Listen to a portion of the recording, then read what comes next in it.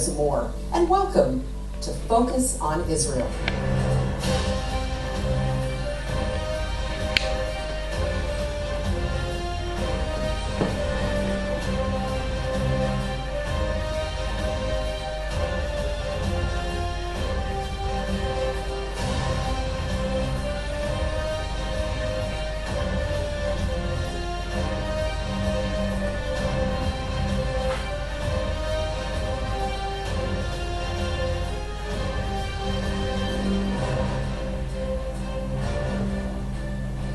Hello, and thank you for tuning in to Focus on Israel. I'm Lori Cardoza Moore, president of Proclaiming Justice to the Nations, a nonprofit organization dedicated to educating Christians about their biblical responsibility to the Jewish people. Many Christians do not realize that the Word explicitly tells us to stand with our Jewish brethren and defend the land God calls His. In our last show, we discussed the roots and history of anti-Semitism. Today, we're going to see how a new anti-Semitism has taken hold following the establishment of the State of Israel. It emanates from the far left, radical Islam, and the far right, and tends to manifest itself as opposition to Zionism and the State of Israel. It is tantamount to demonization and has led to a resurgence of attacks on Jews and Jewish symbols and increased acceptance of anti-Semitic beliefs in public discussion and mainstream media. You often hear that history is repeating itself in the case of Jewish hatred. Leading up to the Holocaust, Jews were portrayed as scapegoats and as an evil scourge of Germany and Europe. Thus, many came to believe that killing Jews was acceptable. Today, Israel is portrayed as the most evil state on the planet. The Arab world and its allies are spewing out anti-Semitism unequaled since the days of Hitler. Once again, wiping Israel and thus Jews from the world has become acceptable. In 1973, the foreign minister of Israel, Abba Eban, identified anti-Zionism as the new anti-Semitism, saying, "We have witnessed the rise of the new left, which identifies Israel with the establishment, with acquisition, with smug satisfaction, with, in fact, all the basic enemies. Let there be no mistake. The new left is the author and the progenitor of the new anti-Semitism.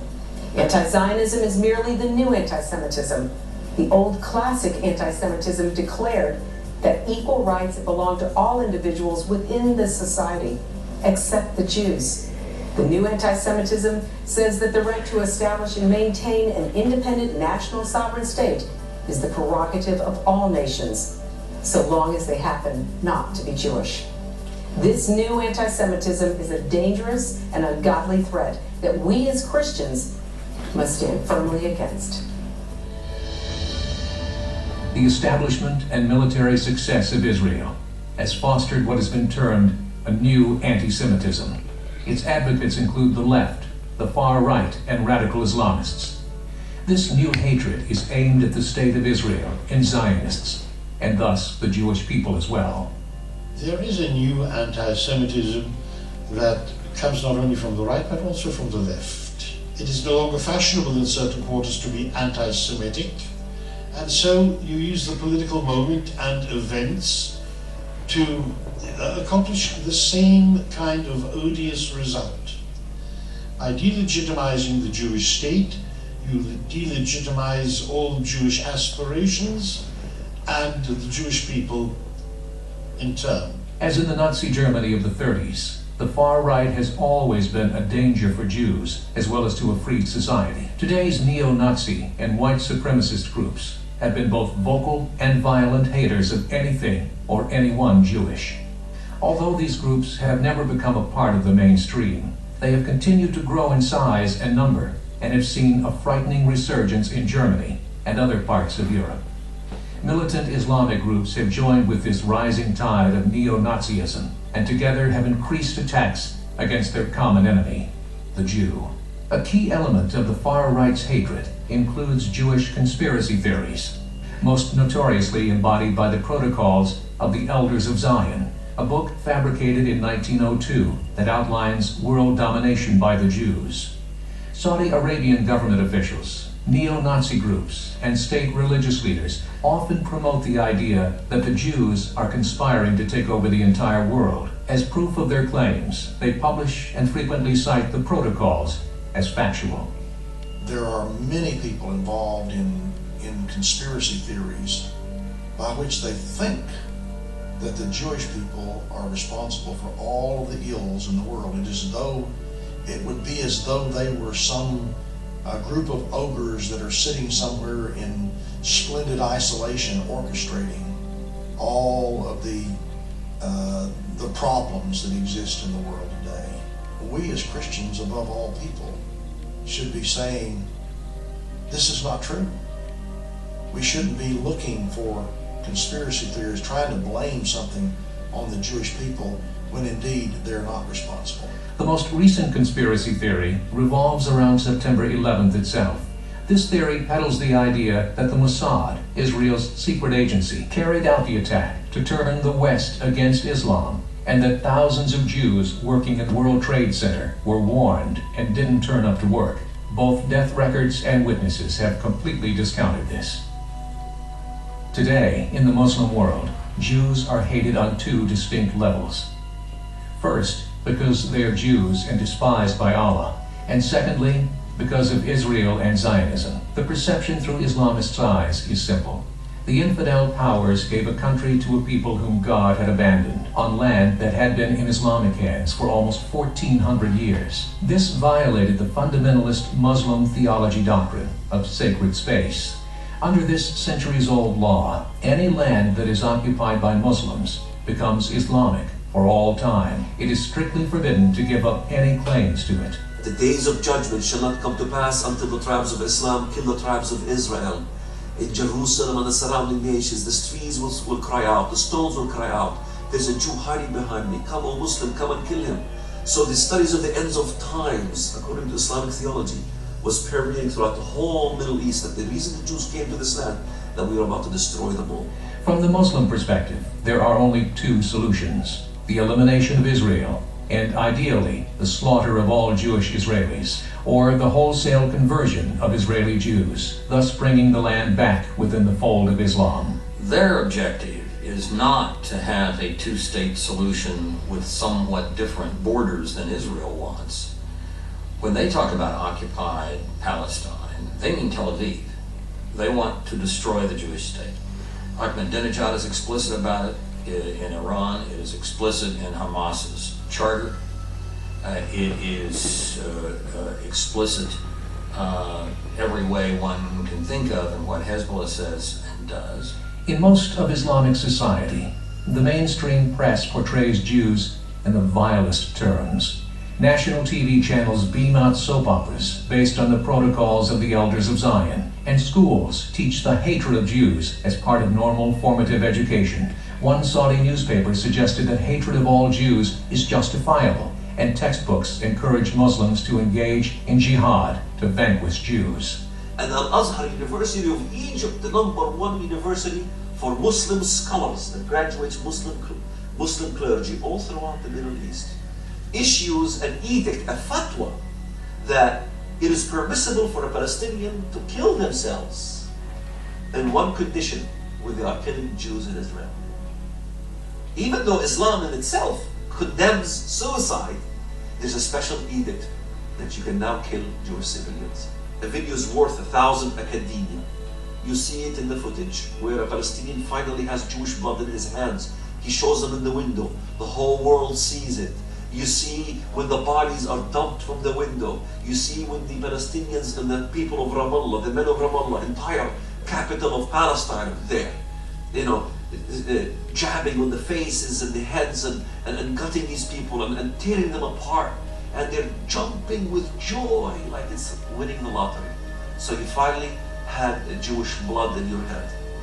What we accuse the Jews of doing with the blood libel and movies like Darakola, and supposedly the Jews are killing Christian children and bottling the blood for the matzahs and for the rabbis. What we accuse the Jews of doing, we were carrying it out literally.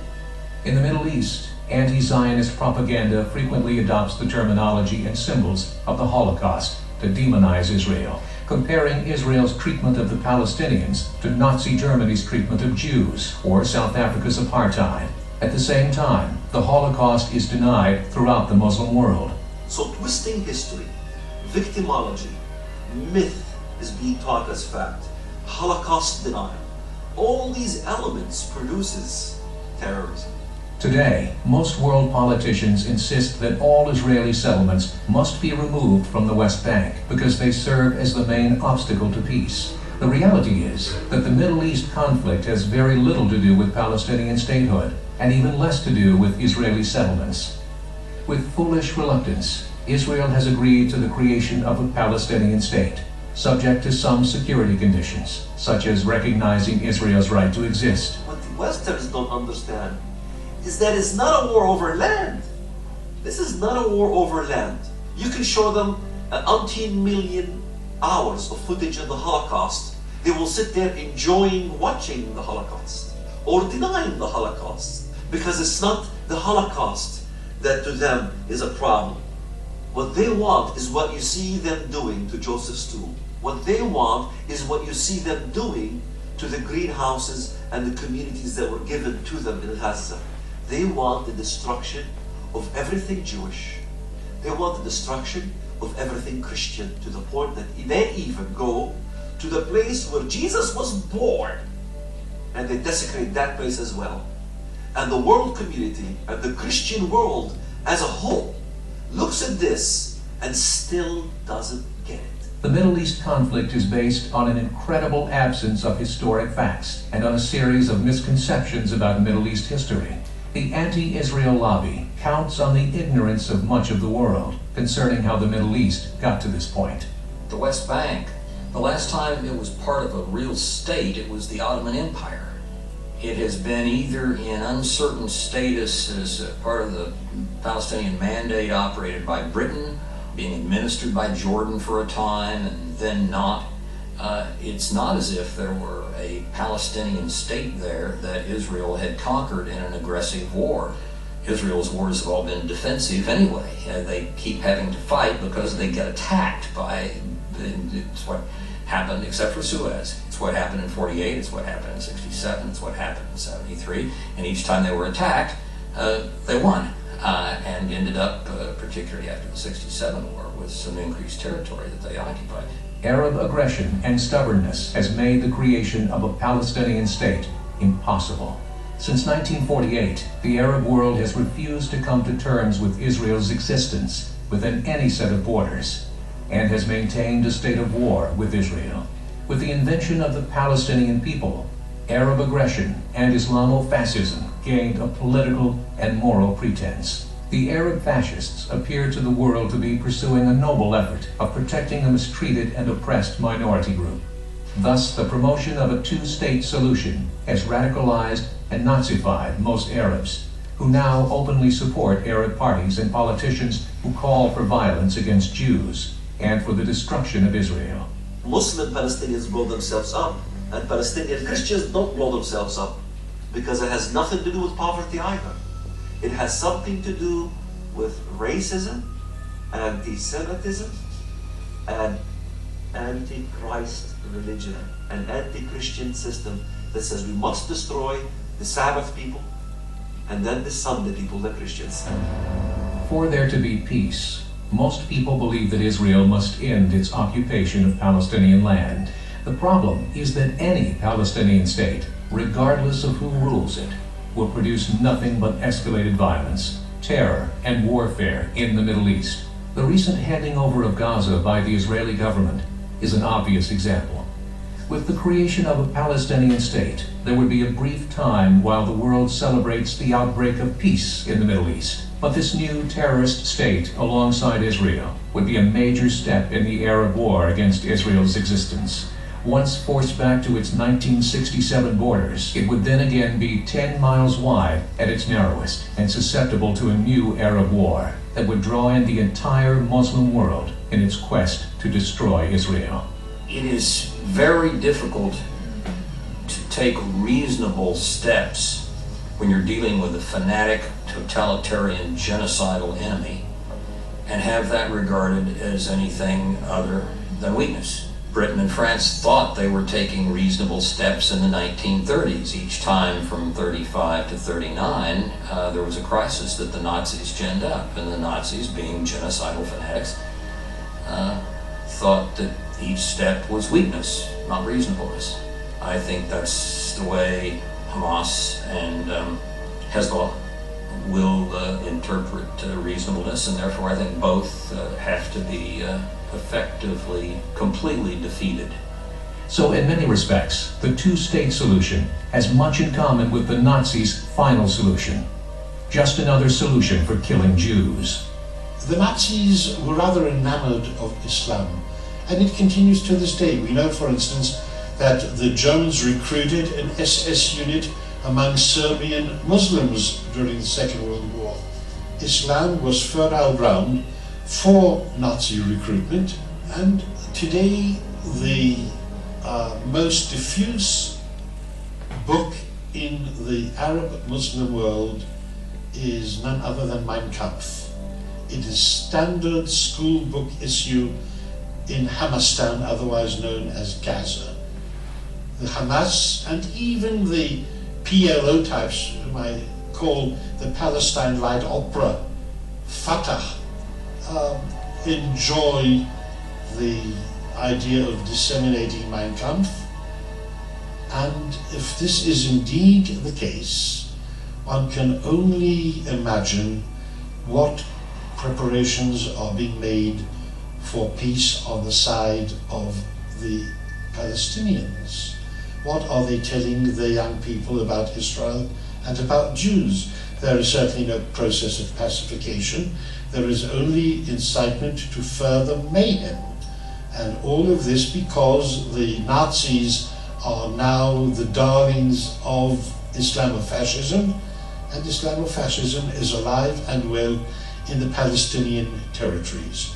And until Arab, Muslim, Palestinian children are denied their dose of Nazi fantasy, there can be no peace either in the Middle East or anywhere else in the Western world where Islamofascism seeks to wreak havoc. The political perspective of the left has grown extremely anti-Israel, and by extension, anti-Jew. Israel has become a glaring example of Western colonialism, Western values, and Western religion. David Horowitz labeled the establishment left as a fifth column within America, both anti-American and anti-Israeli in its rhetoric and actions. After 1967, the Arab world proved better in the war of ideas than in the war of guns and bombs. They ceased telling the world that they wanted to destroy Israel and redefined their struggle as the search for a homeland for the homeless Palestinian Arabs. This change in opposition to Israel was a shrewd appeal to the left's liberal thinking. With the Jews and Israel no longer the victim, the left moved to support the perceived underdog, the Palestinians. The problem with the left anti-Semitism is that it is born not only of anti-Semitism but of self-hate and anti-Americanism. It doesn't occur in a vacuum, and it's not theologically motivated. It goes to the hostility toward values that Jews share with believing Americans and American Christians. There was a time when the left was very pro-Jewish and pro-Israel because the left saw in Jews and in Israel a victim. Nevertheless, since Jews are no longer the victim, although the opposition would like us to remain so, the left has decided that Jews who are not victims are not true Jews and betray the prejudice and the pre-assumptions that have been held about Jews. After all, if we're not victims, why are we here? Their form of hostility toward Israel and anti-Zionism, which is the new anti-Semitism, will simply not fly. It is illegitimate and it is intellectually dishonest. This movement represents the greatest threat to Israel because it is more mainstream than the far right or Islam. Its power and reach includes the Western press, American institutions, universities, the media, and the old-line Protestant high churches, as well as leaders in many Western European countries. At universities, leftist anti-Semitism has joined Arab racism to become a growing problem. Jewish students often face anti-Israel venom with little support from faculty or Christian students. The debate on the Middle East conflict on American campuses increasingly features the threat of real violence. Jews who don't agree with the left's position on the Middle East are treated with hatred and intimidation. Over the past few years, the Muslim Students Association, with chapters sponsored in nearly 600 universities across North America, has promoted a series of vile expressions of Jew hatred on numerous campuses. In October 2000, the president of UCLA's MSA led a crowd of demonstrators at the Israeli consulate in chants of "Death to Israel" and "Death to the Jews." In May 2006, Malik Ali, a frequent guest lecturer at MSA events, accused the apartheid state of Israel of carrying out a Holocaust against the Palestinian people. Referring to Jews as new Nazis, he told Jews directly, "The truth of the matter is, your days are numbered. We will fight you. We will fight you until we are either martyred or until we are victorious." Is there a cure for the disease called anti-Semitism? In the case of Islam, the text of the Quran is explicit and cannot be altered or interpreted away. The only way of change depends on the possibility of reform. Unfortunately, in the Muslim world, an academic or a reform-minded cleric takes his life in his hands if he so much as suggests a small change to Quran-based law or traditional thought. When one of their moderate imams speaks up and says from a mosque in Cairo or a publication in Beirut that we really have to work with the Christians and Jews, we have to all live together, we're all children of Abraham, we need to go at this sensibly. Within days you'll have several fatwas come out from radical clerics, several in Saudi Arabia usually and one or two elsewhere, saying this man is an apostate and must be killed.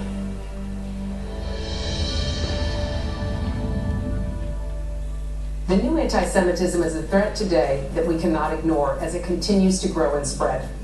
This new anti-Semitism also uses new technology. The internet has taken the media war against Israel to even new levels. With the introduction of viral media such as YouTube, the virtual communities of Facebook and MySpace, and the information portal of Wikipedia, very little censorship and much twisted truth can now flow instantly around the world. This leaves the door open for anti-Semites across the globe to spread messages of hate, often failing to distinguish between Jews and Israel when comparing Jews to Nazis and Israel to apartheid South Africa. Through the web, the social acceptability of anti-Semitism can be spread, public resistance lowered, and hate networks rapidly established, and in some circles, it's even become hip to be anti-Israel. On April 3, 2006, the U.S. Commission on Civil Rights announced its findings that incidents of anti-Semitism are a serious problem on college campuses throughout the United States. These young people did not learn anti-Semitism from the old church. They learned from today's church, the media. It is PJTN's goal through our media to educate hundreds of millions of Christians around the world, and one of the most important targets we must reach is our young people. University campuses today have become a hotbed of anti-Semitism and a propagator of pro-Islamic teachings and organizations. PJTN plans to take the battle to educate our children at these schools of higher learning. In Genesis 12:3, the Lord says, "I will bless those who bless thee, and curse those who curse thee." World War II and the Holocaust, the genocide that exterminated 78% of Jewish men, women, and children. Today, there are less than 14 million Jewish people on the earth. This time, it is on our watch. Anti-Semitism and anti-Israel activities are at the highest rate globally since the days of the Nazis. Many of us are used to thinking that Israel cannot survive without the help of the United States. Maybe we should start wondering whether we can survive if we allow the terrorists to succeed in Israel. We make a terrible mistake if we deceive ourselves into thinking this is not our fight. In the end, the Israeli people are fighting the same enemy we are. Cold-blooded killers who reject peace, who reject freedom, and who rule by the suicide vest, the car bomb, and the human shield. The mission of proclaiming justice to the nations is to reach Christians around the world with our message to stand against the anti-Semitism and anti-Israel threats that continue to rise. We believe that if the leaders of this nation were contacted by millions of Christians, they would not continue to put pressure on Israel to give up more land and negotiate with leaders who are bent on their destruction. Of all the people in the world who should understand who the Jewish people are and who Israel is, it should be the Christians. Of all the people groups around the world, Christians should be standing up, crying out against the atrocities that are being perpetrated against the Jewish people on a daily basis. God told the prophet Joel in chapter 3 that in the latter days he was going to pour out his wrath on the nations because they were dividing up his land. 300 million Americans, 80% profess to be Christians. Year after year, administration after administration, we allow our government to implement policies that are diametrically opposed to the Word of God. And the reason why we do it? We don't know the truth. To guarantee the security of Jews anywhere is to guarantee the freedom of people everywhere. Our prayers matter. Our pleas to Almighty God for mercy are important. And so is our decision as Christians to act, to do more this time. You must decide that you won't be silent again. We cannot let our Jewish brethren fight this battle alone. They have fought this battle alone for years with no one standing with them. Now it's time for the Christians to rise up. Now it's time for us to take a stand. Now it's time for us to say, never again. Please send your comments and questions to comments@pjtn.org. The time to stand up is now. So get involved and support pro-Israel organizations such as PJTN. Call your senators, congressmen, and the White House. Let your elected leaders hear from you. Sign up to receive free newsletters, action alerts, daily blogs, and of course, order our films to share with others. God bless you and thank you for all you do on behalf of our Jewish brethren and all Israel. We'll see you next time on Focus on Israel.